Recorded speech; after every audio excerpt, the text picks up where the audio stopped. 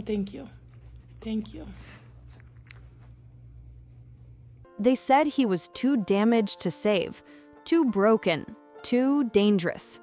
A 140-pound white Dogo Argentino named Ghost left bleeding in an empty fighting ring while the lights went dark and every single person walked away. The police found him hours later, alone, shattered, barely clinging to life. Nobody thought he'd ever trust again. Nobody thought he'd ever love again. But what this broken warrior did 7 days later in a quiet suburban bedroom at 6:47 a.m. didn't just shock his new family. It rewrote everything they thought they knew about second chances, about healing, and about what happens when a dog who's only known violence finally feels safe. Ghost's previous life wasn't a life. It was a nightmare wrapped in teeth and blood and cold metal bars. His owner didn't see a dog. He saw a weapon, a moneymaker, a disposable tool for underground fighting rings. The system was brutally simple. Win, and Ghost got rewarded with a single scoop of food and one emotionless pat on the head. Lose? The punishment was designed to break him from the inside out. His owner would drag him to a freezing metal cage in the backyard, lock him inside, then throw objects at the cage from the shadows. Rocks, bottles, anything that would clatter and crash in the darkness. Ghost would bark, terrified, spinning in circles trying to find the threat he couldn't see. The message was clear: lose again, and the world becomes even more hostile. So Ghost fought. He fought like his life depended on it, because it did. His pure white coat became a canvas of scars. Bite wounds covered his shoulders, his neck, his face. Some healed into thick ridges of scar tissue. Others never fully closed.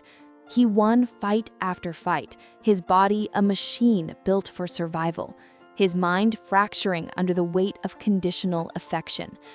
Then came the fight that changed everything. His opponent was 3 times his size, a monstrous beast that moved like a freight train. Minutes into the match, Ghost hit the ground hard. His vision blurred, his lungs screamed. For the first time in his life, he couldn't get back up. He looked toward his owner, waiting, praying for rescue. But his owner just turned and walked away, leaving Ghost bleeding in the center of the ring as the lights flickered off one by one. If you're watching this and haven't subscribed yet, I have to say I'm a little heartbroken. Stories like Ghost's need your support, and hitting that subscribe button right now helps us share more of these incredible transformations. You won't regret it. Police arrived hours later after an anonymous tip, finding him collapsed, barely conscious. They rushed him to an emergency vet clinic where he spent weeks in recovery, then transferred him to a shelter. But Ghost didn't recover, not really. He retreated completely into himself, backing into the darkest corner of his kennel, refusing to make eye contact with anyone. While other dogs pressed against the bars, tails wagging, Ghost turned away from every human who approached. His entire body would tremble when someone got too close. The shelter workers tried everything: treats, toys, soft voices. Nothing worked. Ghost had learned the most devastating lesson: humans are dangerous, love is a weapon, and hope is just another lie. The Hartley family, Marcus, Elena, and their 7-year-old daughter, were regular donors at the shelter. One Saturday afternoon, they walked past Ghost's kennel and froze. He wasn't barking or jumping.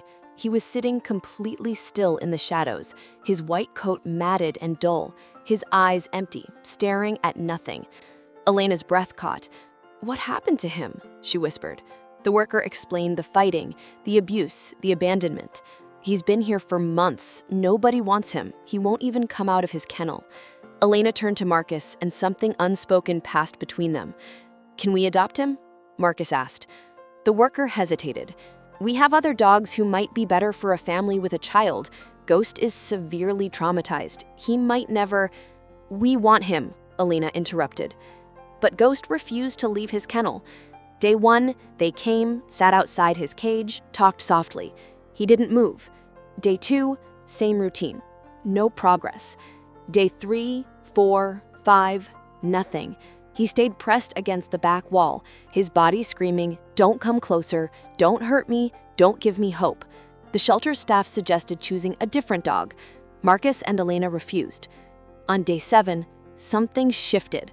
Marcus sat outside the kennel, but didn't speak. He just waited. Minutes passed, then an hour, then Ghost moved. Just one step forward. His legs shook, his ears flattened, but he kept moving, inch by agonizing inch, until he reached the door. Marcus slowly opened it. Ghost stepped out, his body locked tight, ready to bolt. Elena knelt down, extending her hand. Ghost sniffed once, then took one more step. "Let's go home, buddy," Marcus whispered. The first few days at the Hartley house were silent. Ghost ate his food in quick, desperate gulps. He found a corner in the living room and laid down, barely moving except to eat or drink. He didn't wag his tail. He didn't make eye contact. He was physically present but emotionally locked away, still trapped in that cage, still waiting for the punishment to come. Then, on day 4, everything changed. Marcus and Elena woke up at 6:47 a.m. to a massive, wet tongue dragging across their faces.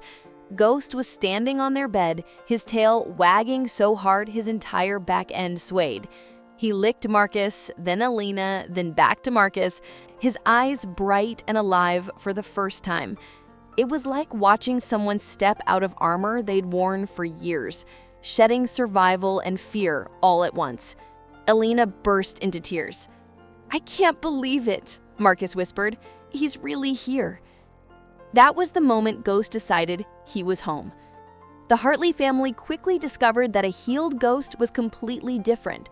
He demanded treats by slamming his tail against the couch so hard the furniture shook. He licked their ankles until they gave him attention, and the snoring, Ghost's snores, rattled through the house like a chainsaw. Elena would wake up at 2 a.m. and whisper jokingly, "Adopting you was a mistake," before laughing and scratching his ears. At 140 pounds, he still tries to climb into their laps, draping his massive frame across their legs. "You're crushing us," Marcus laughs, but never moves him. Ghost doesn't fight anymore. He doesn't have to win to earn love. He just has to exist. If this story touched your heart and you're still not subscribed, please don't wait any longer. Hit that subscribe button. What would you do if you found a dog like Ghost at your local shelter? Tell me in the comments below. If this story moved you, please hit that like button. It helps more people find these incredible stories.